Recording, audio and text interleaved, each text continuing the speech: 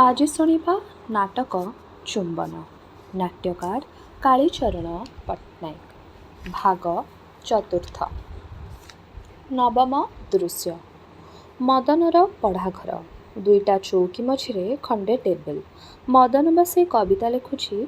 सेदिन मदनर जन्मदिन। मदन मथारे चंदन टीपा पिंधिछि। बाहर झरका को अनेई लिखुछि गीत। बारे बारे से तो मते डाके, सेई मौन उदासी मोहन ताने, नंदी बांके बांके। मणि दीप मेघे जले चांदिनी निशिथि, से मायाबी डाके मते बातायन पथे। स्वप्न शेषे उषा आसे, छाया तब अधा हसे।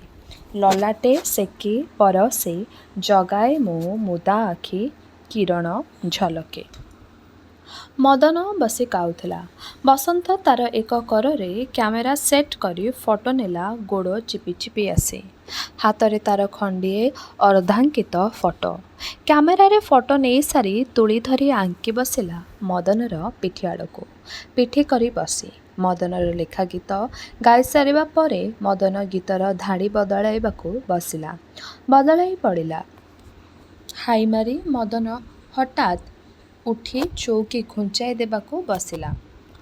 चौकीटा बसंतर चौकी रे बाजिला। हाथ हलीगला। बसंत मदन चौकीर उठी चौकीर हाथ रे भरा दे ठिया हैला। किरे चोर, केतेबेलु आसी एठी कौन करुछु? बसंत उपभोग। मदन ओ रसिकटा ना, उपभोग। आरे नजर नथिला मोर। गोटे खास बेस पटुका भिड़ी आसुचु। कैमेरा तुली छवि इत्यादि इत्यादि। एमिति पछटारे काहींकि बसिथिलु कहना कि? बसंत कहली तो उपभोग करुथिली तोर संगीतटी। मदन ओ शोई पड़िला लंब होई अलस भांगी। बसंत किरे निद लागुछि कि? मदन स्वर्ण क्षेत्र ना, वजनटा टिके ओजन हो जाइछि। बसंत एमिति विभोर होई पड़ुथिलु जे मु आसीबा भी खबर नहीं तते। मदन सतरे मोर मोटे। बसंत हाँ कवि ता तो मु बुझिली। कह देखी कौ राज्य रे थिला? मदन अर्थात? बसंत स्वर्गरे ना मर्त्ୟରେ? मदन माने? बसंत माने मो कथाटा को बुझुछु बोली अंततः मोर विश्वास। मदन सेमिति मो को राज्य रे सेटा तते जणा बोली अंततः मोर विश्वास। बसंत कविर भाव कवि बुझे। कवि मर्त्ୟରେ हुए, मर्त्तर नुहे। कवि राजा नुहे किंतु राजा गढ़े से। तार पिंड मात्र मर्त्ତରେ थाए किंतु से थाए कोउठी केतेबेले। कविर जागरण बा सुक्षिप्त जानिबा बड़ कठिन जे से अति मानवम दृष्टि रे से मरे बंचिबाकू। मदन आउ हे मूक कवि, हे चित्र कर तुमे। तुमे सेतेबेले किशोरी उषा को विचित्र आकाश संगरे खेलाई बस किंबा फरुआ संज को पक्षी कंठरे बांधी रख तम नरम तुळीर मुନରେ। सेतेबेले? बसंत संबर संबर युद्ध आहे कविवर। मने रख सबु करी जातिठी आमर किंतु मूक। मदन आमर बाचलता मध्य प्रशंसार कथा नुहे। बसंत तथापि तम पई सरकार जेउ आउ कांकेरी चिकित्सार व्यवस्था रखिछि आमर जे सेतक भी नाही। मदन जा दुष्ट। बसंत सतेरे गीतटी भारी सुंदर हेछि। तो प्रति मोर गोटे हिंसा आसुछि। भाव जेमिति सुंदर, सुर सेमिति मिठा। वास्तविक गायक नोइले संगीत लिखिबा गोटे विडंबना। खाली अक्षर गाणी आनी गारेई दे थोईदेले कि चले? भाव, भाषा, स्वर सबू दरकार संगीत रे। सते कवि जीवनटा एका सुखर, आहुरी सुखर जीवन कवि आउ गायकर। मदन भूल बसंत, ए तोर मस्त बड़ भूल। जाबत दुख तारी कपाल रे। बसंत जाने मुझे कहीं दुखी? से अनुभव न कले दुनिया को सुख चखेब कि? तार दंड को सुख घड़ी करे आनंद जे देवता को भी मिले कि नहीं संदेह। मदन तो बुझिब नहीं बसंत। दीर्घ निश्वास छाड़ी। तार जीवन रे केते दुख, बोधहुए जीवनटा तारी भारी नरम। टिककरे मौली जाए अल्प कथा ताको बाधे। बसंत सेठी तार महत्व आमे चाहूँ कवि जीवन रे झड़ झंझा धक्का। मदन बारे उपकारी बंधु ବସନ୍ତ ତା ନଇଲେ ଲେଖନୀ ସରସ ହେବ କେମିତି? ମଦନ ତେବେ କ'ଣ ତୁ କହିବାକୁ ଚାହୁଁ କବି? ଜୀବନଟା ଗଢ଼ା କେବଳ ଦୁଃଖ କଷ୍ଟ ଘାତ ପ୍ରତିଘାତ ଏଇସବୁ ସହିବା ପାଇଁ? ମଦନ ବସନ୍ତ ନାରେ ସହିବାକୁ ଖାଲି ନୁହେଁ, ଭଗବାନଙ୍କ ରାଜ୍ୟର ମହତ୍ତ୍ୱ ବୁଝିବାକୁ, ସୃଷ୍ଟିର ଭଲବନ୍ଦ ଗ୍ରହଣ କରିବାକୁ। ମଦନ ବସନ୍ତ ସତରେ ତୁ ଏକା ବସନ୍ତ? ବସନ୍ତ ତୁ କିନ୍ତୁ ମଦନ, ଜାଳିବାକୁ ତୋର ଜନ୍ମ। ମଦନ ନାରେ ଜଳିବାକୁ ମୋର ଜନ୍ମ। ବସନ୍ତ ହଁ, ଜଳି ଭସ୍ମ ହେବା ପରେ ମଧ୍ୟ ଜାଳିପାରୁ ତୁ। ମଦନ କିନ୍ତୁ ବସନ୍ତକୁ ସାଥୀ ନ କଲେ ଯେ ଅଚଳ। ମଦନର ଆବିର୍ଭାବ ତୋ ବିନା ହେବ ନାହିଁ ଯେ। ତୁ ଆସି ପହଞ୍ଚିଗଲେ କ'ଣ ହୁଏ ଜାଣୁ? ନେପଥ୍ୟରେ ପ୍ରେମ ଗାଇଲା। ଏତିକିବେଳେ ମଦନଙ୍କ ଘରୁ କଥା ବନ୍ଦ ହୋଇଗଲା। ନେପଥ୍ୟରୁ ଗୀତ ଶବ୍ଦ ଶୁଣି। ଗୀତ କୁହୁ କୁହୁକା କୁହୁ କୁହୁକା ମନ ବନ କୋଇଲି କୁହୁ କୁହୁକା ଏ ମୋ ଜୀବନ କୁଞ୍ଜ କୁଟୀରେ ବାଜି ଉଠେ ମଞ୍ଜିର ବାଜା। ଛନ ଛନ ନିଶି ଦିନ ନୟନ ଧାଏଁ ମୁଜେଇ ଚମକି ବାତାୟନେ ଚାହେଁ। ପବନେ ଗନ୍ଧ କରେ ଚିତ୍ତରଞ୍ଜନ ତାନ ଭରି କୁହୁକା ବନ କୋଇଲି କୁହୁ କୁହୁକା। ବସନ୍ତ ସୁନ୍ଦର, ବାଃ କିଏ ଗାଏରେ ତମ ଘରେ? ମଦନ ତୁ କହ। ବସନ୍ତ ଠିକ୍ କରି ନା। ମଦନ ଅନୁମାନ ତ କର। ବସନ୍ତ ସେ ତ ମୋର ନୁହେଁ, କବିର କାମ। ଲେଖନୀ ଧରିଲା ତ ଅନୁମାନ କରି ଚାଲିଲା, କଳ୍ପନାରେ ଭାସିଲା। ଏଇ ବନପଥେ ପ୍ରିୟ ଚାନ୍ଦ କିରଣ ତଳେ କୋଇଲିର କଣ୍ଠେ କୁହୁଗାଏ। ବିଗତ ମଧୁ ରଜନୀ ସଜଡ଼ା ସେଜ ସଜନୀ ସତତ ଏ ନୟନେ ଜଗାଏ। ଇତ୍ୟାଦି ଇତ୍ୟାଦି। ଏ ତ ଆଉ ଆମର କାମ ନୁହେଁ, କହନା କିଏ ଗାଉଛି? ମଦନ ଆରେ ଓଲୁ, ତୁ ଯେଉଁଠି ମୁଁ ତ ସେଇଠି, ମୁଁ ଜାଣିବି କେମିତି? ଆଜି ମୋର ଜନ୍ମଦିନ। ଜନ୍ମଦିନ ତ ତୁ ଜାଣୁ। ବୋଉ ସାହିରୁ କାହାକୁ କାହାକୁ ଡାକିଥିବ, ସେଇମାନଙ୍କ ମଧ୍ୟରୁ ବୋଧେ କିଏ? ବସନ୍ତ ତଥାପି କିଏ? ମଦନ ତୁଇ କହନା। ବସନ୍ତ ତାହେଲେ ତୁ ମୋତେ କବି ବୋଲି ସ୍ୱୀକାର କରିବୁ ତ? ମଦନ ଆରେ କବି କ'ଣ ଗୋଟେ ଭାରି ବଡ଼ ଜିନିଷଟେ ତୋ ଆଖିରେ? ଆଚ୍ଛା ମାନିବି, ସ୍ୱୀକାର କରିବି 100 ବାର 1000 ବାର 1,00,000 ବାର। ବସନ୍ତ ମାନିବୁ ତ? ସ୍ୱାର୍ଥପର ଦେଖ ଠିକ୍ କରି କହିଥା। ମଦନ କହିଲି ତ ମାନିବି, ଏଥିରେ ଆଉ ନୂଆ କଥାଟା କ'ଣ? ତୁ କ'ଣ କବି ନୁହଁ? ବସନ୍ତ ମୁଁ କବି? ବସନ୍ତ ହଁ, ହସୁଛୁ ଯେ କବି ସେ ଚିତ୍ରକର, ଯେ ଚିତ୍ରକର ସେ କବି। ପ୍ରଭେଦ ଜଣେ ମୂକ ଜଣେ ବାଚାଳ, ଏଥର ତ ହେଲା, ଦେ କହ। ବସନ୍ତ ଆଚ୍ଛା କହିବା ଆଗରୁ ତୁ କହ ଦେଖି, ଗୀତଟି ତୋତେ କେମିତି ଲାଗିଲା? ମଦନ ତୋତେ? ବସନ୍ତ ମୋତେ ବେଶ। ମଦନ ମୋତେ ବି ବେଶ। ବସନ୍ତ ବାଃ, ତୋରି ଗୀତ, ତୋରି ଲାଗି, ତୋରି ଭାଷା, ତୋରି କଥା, ତୋରି ଚିହ୍ନା ସ୍ୱର, ଆଉ ତୁ କହିଲୁ କ'ଣ ନା ଖାଲି ବେଶ। ମଦନ ମୋରି ଚିହ୍ନା ସ୍ୱର? ଏ କେମିତି ଅନୁମାନ ତୋର? ବସନ୍ତ ସେ କଥାଟା ଭାଷାରେ ତୋତେ ବୁଝାଇବି କେମିତି? ଆମେ ପରା ମୂକ, ମୁହଁ ତ ଫିଟି ନାହିଁ। ଦେଖ ଛବିଟି ଆଣି ଫିଟାଇ ବସିଲା। ମଦନ ଦେଖି। ବସନ୍ତ ତୋ ଜନ୍ମଦିନକୁ ଉପହାର ପାଇଁ ଏଇଟା ତିଆରି, ଦେଖିଲୁ ମନ ଲାଖି ଛବି କି ନା? କହିଲୁ କାହାର ଇଏ? ମଦନ ଭାରି ଦୁଷ୍ଟ ତୁ, ସେଦିନ ନଈକୂଳର। ବସନ୍ତ ହଁ, ତୁ ବସି କ'ଣ ଲେଖୁଛୁ ଲେଖ, ମୁଁ ଆର ଘରକୁ ଯାଏ, ଟିକିଏ ବାକି ଅଛି, ସାରିଦିଏ। ମଦନ ମୋତେ ବି ବଡ଼ କ୍ଳାନ୍ତ ଲାଗୁଛି, ମୁଁ ବି ଟିକିଏ ପଡ଼ିଯାଏ, ତୁ ସାର ଦେଖିବା।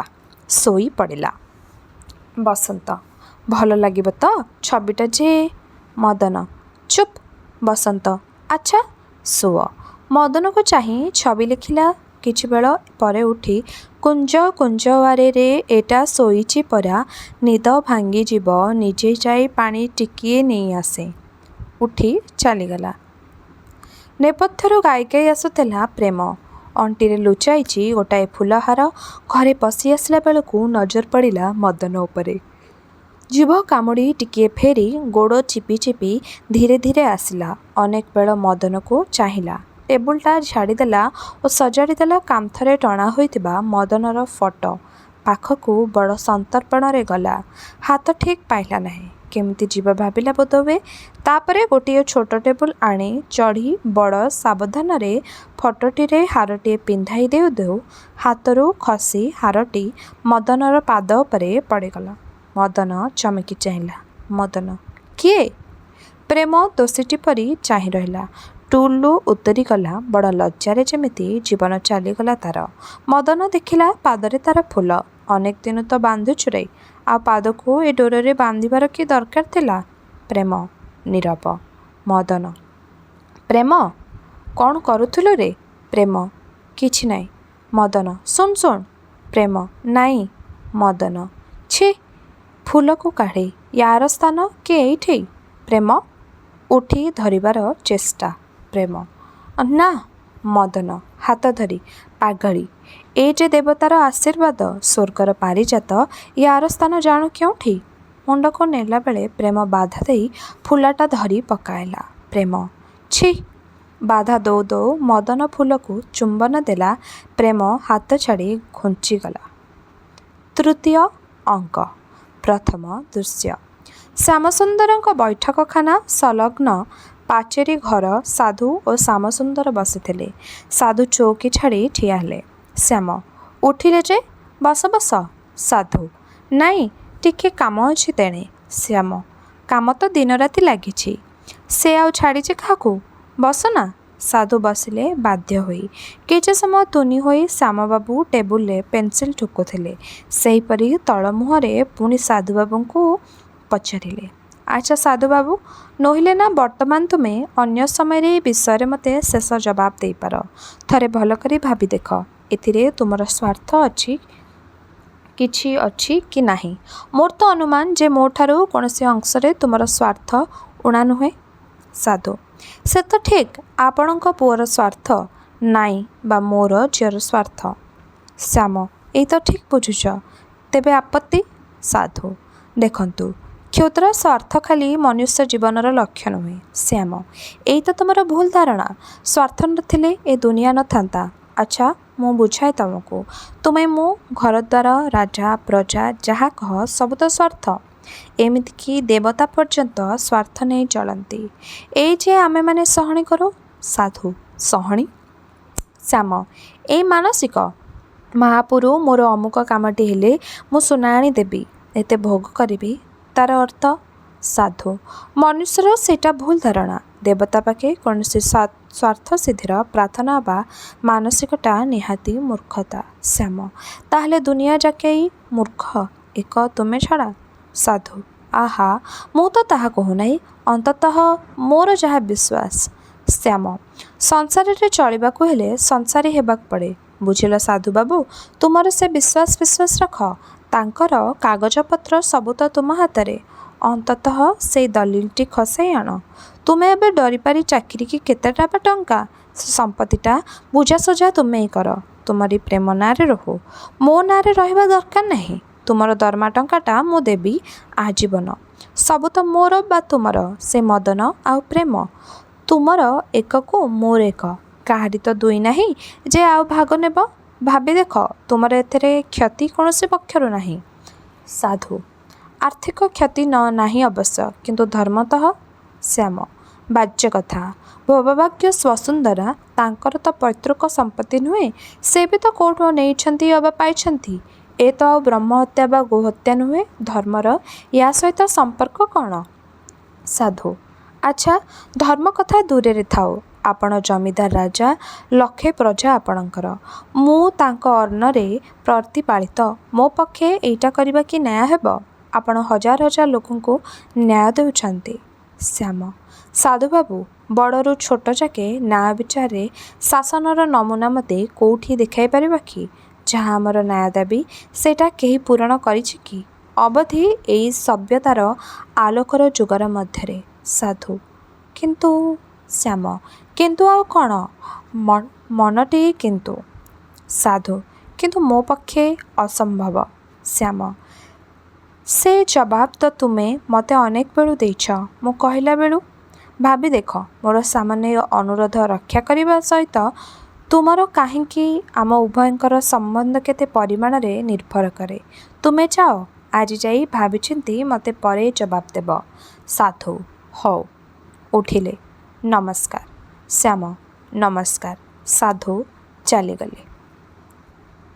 ଶ୍ୟାମ, ଓ ସାଧୁବାବୁ, ପଦେ କଥା ତେବେ ଅନ୍ତତଃ ମୁଁ ଆଶା ରଖିପାରେ ତ? ଶ୍ୟାମ, କୁଞ୍ଚିଆ ନେପଥ୍ୟ। ଆଜ୍ଞା। ଶ୍ୟାମ ଗାଡ଼ି ବାହାର କର। କୁଞ୍ଜ ଆଜ୍ଞା। ଶ୍ୟାମ ଭୁଲ କରି ଏତେ ଶୀଘ୍ର କଥାଟା ପ୍ରକାଶ କରି ମଦନ ଆଉ ପ୍ରେମର ବିବାହରେ ଦିନେ ଅଧେ ପୂର୍ବରୁ ପ୍ରସ୍ତାବଟା କରିଥିଲେ। କିନ୍ତୁ ଏ ଅପମାନର କଥା ନ ଶୁଣୁରୁ ମଦନ ବୋଉ ଆସିଲେ ହାତରେ ତାଙ୍କର ବସନ୍ତର ବିବାହର ନିମନ୍ତ୍ରଣ ବ୍ୟବହାର।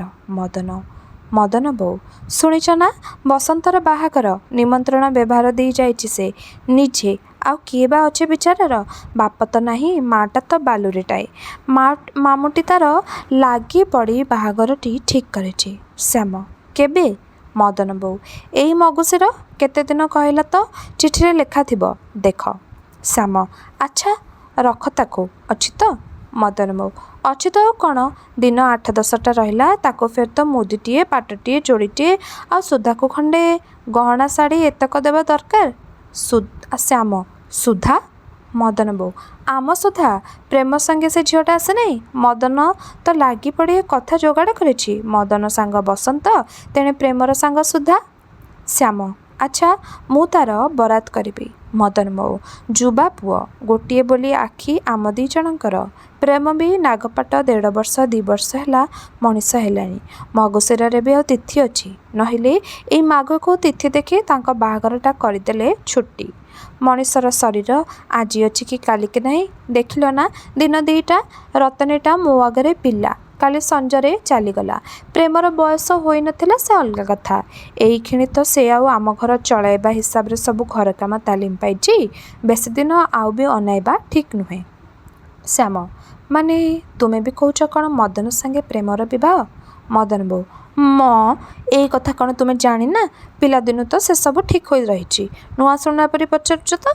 ଶ୍ୟାମ ନା, ମୋତେ ଏ ବିଷୟରେ ଭାବିବାକୁ ହେବ। ଗୋଟିଏ ବୋଲି ପୁଅ ମୋର, ଆମ ଘର ଆଉ ସାଧୁବାବୁ ଘର ସମାନ ସମାନ ବନ୍ଧୁ ସିନା।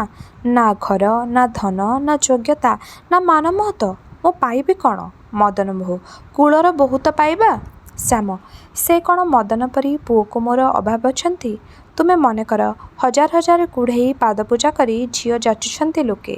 ରୂପ, ଗୁଣ, ଧନ, ଜାତି ସବୁଥିରେ ଢେର ଢେର ସରସ ସାଧୁବାବୁ ଠାରୁ। ମଦନ ବାବୁ କିନ୍ତୁ ଜାଣ ତ, ମଦନ ପ୍ରେମକୁ ସୁଖ ପାଏ କେତେ ପିଲାଟି ଦିନରୁ। ଶ୍ୟାମ ଜାଣ ନାହିଁ। ତୁମେ ମଦନ ବୋଉ ଯୌବନର ଜୁଆର, ଯୁବକର ପ୍ରେମ ସେ ପୁଣି ପ୍ରଥମ ପ୍ରେମ। କିନ୍ତୁ ନୁହେଁ ସେ ଜୁଆରରେ ବହୁତ ଫୁଲ ବାସେ ବୁଡ଼େ, ସେ କିଛି ନୁହେଁ। ମଦନ ବୋଉ କିନ୍ତୁ ପ୍ରେମ ଯେ ବୋହୂ ନୋଇ ବୋହୂଠୁ ଅଧିକ ମୋର, ଚଳୁଛି ବି ସେମିତି, ବିଚାରୀ ସାବତ ମା। ଶ୍ୟାମ ଏଇ ତ ମାଇକିନିଆ ଜାତିର ସ୍ୱଭାବ। ଚଟକିନା ଲୁହ ବାହାରି ପଡ଼ିଲା। ବଡ଼ ଦୁର୍ବଳ। ତୁମର ଏଥିରେ କାନ୍ଦିବାର କ'ଣ ଅଛି ଯେ? ପ୍ରେମର ଅବସ୍ଥା ତାଙ୍କ ବାପାଙ୍କର ଭାବିବା କର୍ତ୍ତବ୍ୟ। ମଦନ ବୋଉ କିନ୍ତୁ ଆମେ ସୁଖୀ ପାରିବା ନାହିଁ। ମୋର ମଦନକୁ ଭାରି କଷ୍ଟ ହେବ। ଶ୍ୟାମ ଫେର ତ କାନ୍ଦିଲ।